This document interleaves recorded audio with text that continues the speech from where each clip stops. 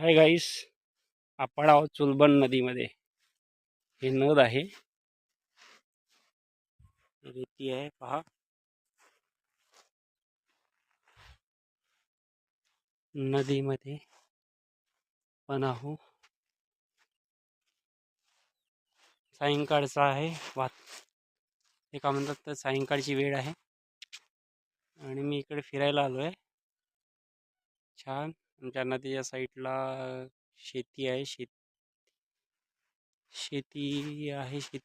शेतीमध्ये मका आहे. मका आहे.